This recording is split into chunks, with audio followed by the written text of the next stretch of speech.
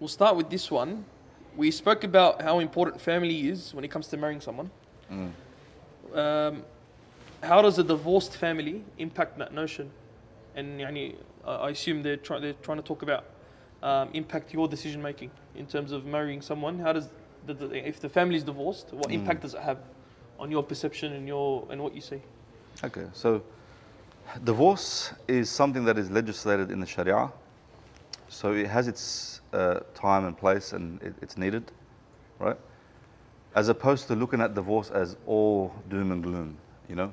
So divorce has its place, and it has its needs, and you know there's times where you need to resort to that, right? So obviously every family is different. Some people yani have broken homes. That's the term that they use.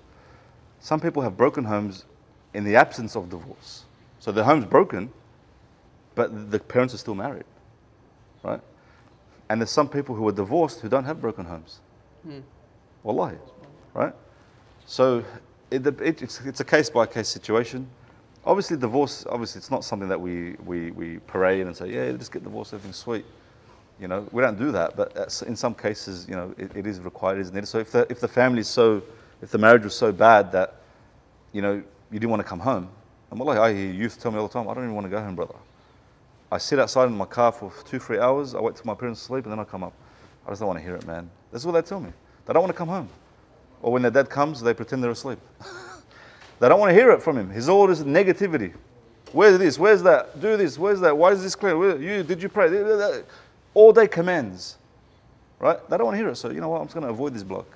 So when they get divorced, especially if there's abuse and so forth, they say, Alhamdulillah. It's rahmah sometimes. Yeah, it's rahmah. Yeah. You know, thanks Allah for this rahmah here, right? So it depends on the situation. I don't know. You know, to answer that question, you know, if you're going to marry a sister and her parents are divorced, I've seen amazing sisters from divorced families, and you know, as long as she's dealing with her issues, you know, working on herself, she can work through it. It's not the end of the world if your parents are divorced. Yeah, alhamdulillah. You know? No, that sums it up.